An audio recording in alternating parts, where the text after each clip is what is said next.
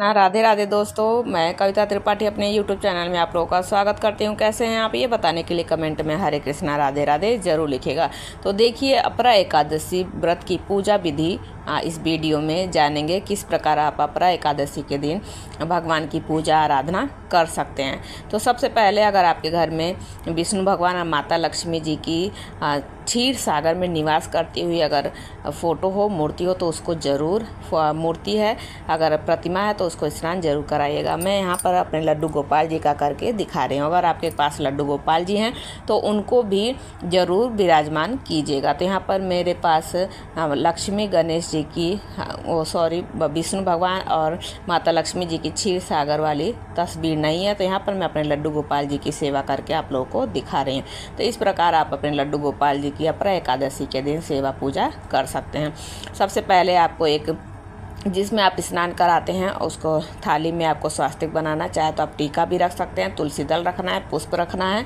उसके बाद गर्मियाँ अधिक हैं तो आप अपरा एकादशी के दिन दक्षिणावर्ती शंख में गुलाब जल और चंदन मिक्स करके गंधोदक स्नान करा सकते हैं। यहाँ पर मैं अपने लड्डू गोपाल जी को गोपी चंदन की मालिश कर रही हूँ।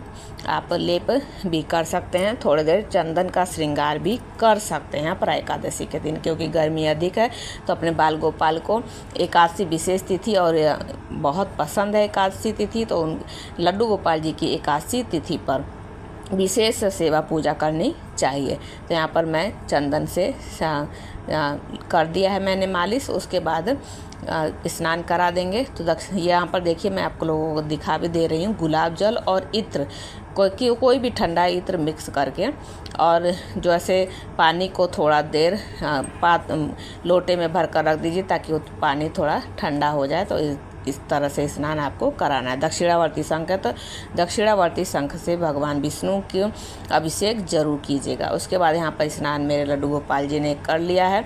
तो देखिए, अपरा एकादशी 2 दिन पड़ रही है, एक 2 जून को, दूसरी 3 जून को। तो जो 3 जून को वैष्णव भक्त जो हैं वो व्रत रखेंगे। अगर आपका सामर्थ्य है तो आप दोनों दिन भी व्रत रख सकते हैं।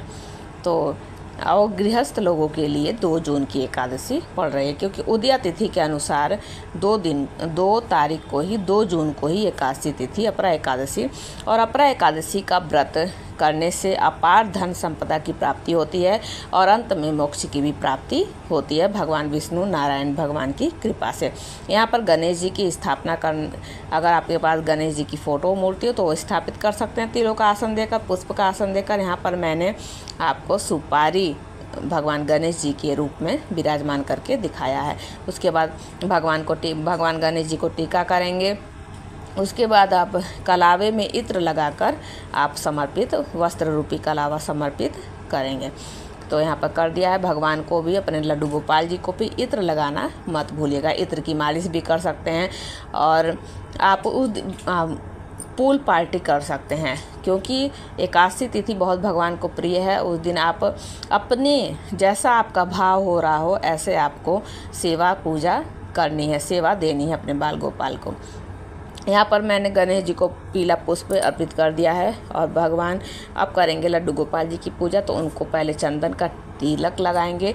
चंदन का तिलक आप गले पर लगाइए, माथे पर लगाइए, हाथों पर लगाइए, पैरों पर लगाइए। तो ये चंदन का टीका आप लगा सकते हैं। पूरे शरीर पर भी एकादशी के दिन, अपरा एकादशी के दिन आप चंदन लगा सकते हैं अपने लड्डू गोपाल जी को। यहाँ पर मैंने माथे पर अपने ताकि ठंडक मिलती रहे। और श्रृंगार भी मैंने हल्का ही रखा है।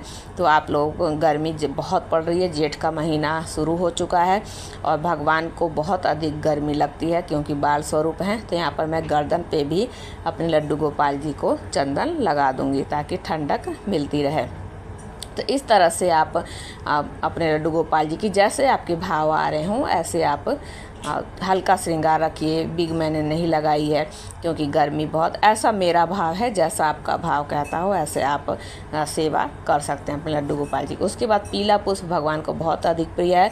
अगर आपके पास पीली पोशाक है, साफ स्वच्छ पीली पोशाक अपने लड्डू गोपाल जी को एकादशी तिथि पर जरूर पहनाया करिए। यहाँ पर पीला पुष्प समर्पित कर देंगे। भगवान को कनेर का पुष्प बहुत अधिक प्रिय है। तो यहाँ पर उसके बाद हम करेंगे तिल समर्पित अपने लड्डू गोपाल जी को। अगर आप भगवान विष्णु और माता लक्ष्मी जी की प्रतिमा है तो उनको भी तिल समर्पित कीजिए, पुष्प समर्पित कीजिए, वस्त्र समर्पित कीजिए। तो यहाँ पर मैंने कर दिया है। अब हम करेंगे कथा की पुस्तक की स्थापना, क्योंकि देखिए हमारे शास्त्रों में बताया गया है कि पुस्तक की भी पूजा करना जरूरी होता है। तो पहले तिल का आसन देंगे, फिर कथा की पुस्तक विराजमान करेंगे, फिर तिलक करेंगे। तो यहाँ पर राधा रानी और भगवान वासुदेव, देवकी नंदन वासुदेव को भी तिलक करेंगे, चंदन का तिल समर्पित करेंगे। एकादशी तिथि पर ना ही चावल खाया जाता है, ना ही किसी भी पूजा पाठ में प्रयोग किया जाता है। उसके बाद पुष्प समर्पित कर देंगे पुस्तक को भी। अब देखिए हम भोग लगाएंगे। तो अपने ठाकुर जी को अपरा एकादशी पर हम ककड़ी और खीरे का भोग लगाया जाता है। मौसमी फल जैसे खीरा हो गया, ककड़ी हो गई, तरबूज हो गया, खरबूज हो गया।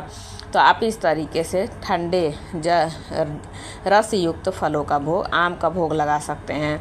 आम तो इस तरह से आप भोग लगाइए अपने, और दूध का, छाछ का और मीठे शरबत का भोग लगाइए। उसके बाद हम करेंगे, भोग लगाने के बाद आप पढ़ेंगे कथा की पुस्तक। देखिए एकादशी तिथि पर कथा आप, अगर आपके पास पुस्तक नहीं है तो आप सुन लिया कीजिए, क्योंकि एकादशी तिथि, एकादशी का जो भी हम व्रत करते हैं उसकी कथा सुनना एक तो अनिवार्य होता है, दूसरा आपको मालूम पड़ता है, मालूम चलता है, पता लगता है कि आप इस एकादशी के करने से क्या फल मिलता है। तो यहाँ पर मैं हाथ में तिल पुष्प लेकर आप कथा सुन सकते हैं, द्रव्य भी रख सकते हैं। और देखिए संकल्प लेना मत भूलिएगा। एकादशी तिथि पर संकल्प का बहुत ज़रूरी होता है, क्योंकि ये त्रिदिवसीय बहुत ही कठिन व्रत माना जाता है, बहुत ही नियम होते हैं। इसीलिए सभी एकादशी का व्रत नहीं कर पाते हैं, क्योंकि इसमें बहुत नियम है, क्योंकि दशमी तिथि से ही शुरुआत हो जाती है। तो यहाँ पर देखिए कथा पढ़ लीजिए। उसके बाद तिल समर्पित, भगवान को तिल अर्पित कर दीजिए जो आपने हाथ में लेकर सुना है। उसके बाद दक्षिणा जरूर अर्पित कीजिएगा, क्योंकि जो भी हमारे पूजा में कमी हो जाती है दक्षिणा से पूर्ति हो जाती है। और अपरा एकादशी के दिन दान देना बिल्कुल मत भूलिएगा। जल का दान ज्येष्ठ महीने में बहुत बहुत पुण्यकारी होता है, तो इसलिए जल का दान और फल का दान जरूर कीजिएगा। यहाँ पर मैंने कपूर से आरती की है, आप चाहें तो तुलसी की लकड़ी से भी आरती कर सकते हैं, घी में डुबोकर। भगवान को उस दिन घी का दीपक जरूर जलाइएगा। यहाँ पर उसके बाद आरती को ठंडा करेंगे, फिर सभी को आरती देंगे, भगवान को आरती देंगे, उसके बाद सभी सदस्यों को, और खुद भी आरती लेंगे। उसके बाद हम करेंगे क्षमा याचना अपने प्रभु से। जो भी हमारी पूजा में गलती हो गई हो उसके लिए हमें क्षमा कर दीजिएगा देवकी नंदन वासुदेव, हे प्रभु नारायण विष्णु भगवान, और हमारी पूजा को, हमारे व्रत को पूरा करने में हमारी मदद कीजिएगा। और जो त्रुटि हो गई उसे क्षमा कीजिएगा। आप तो क्षमा करने वाले हैं और हम पापी हैं और आपकी शरण में आए हैं। आप हमारी रक्षा करें और आप हमें सद्मार्ग पर ले चलें। इस प्रकार आपको क्षमा याचना करनी है। यहाँ मैंने बहुत आसान तरीके से पूजा विधि आप लोगों को अपरा एकादशी की बताई है। आई होप आप लोगों को पसंद आई होगी। एक रिक्वेस्ट है, वीडियो को लाइक शेयर एंड सब्सक्राइब कीजिएगा, और कमेंट में हरे कृष्णा राधे राधे ज़रूर लिखिएगा। और ये भी साथ में बताइएगा कि मेरे ठाकुर जी का सिंपल सा श्रृंगार आप लोगों को कैसा लग रहा है, मेरे ठाकुर जी कैसे लग रहे हैं। तो इस प्रकार आप विष्णु भगवान की भी प्रतिमा की पूजा कर सकते हैं, अगर आपके पास लड्डू गोपाल जी नहीं है तो। चलिए मिलती हूँ अगली जानकारी अगली वीडियो के साथ। हरे कृष्णा राधे राधे।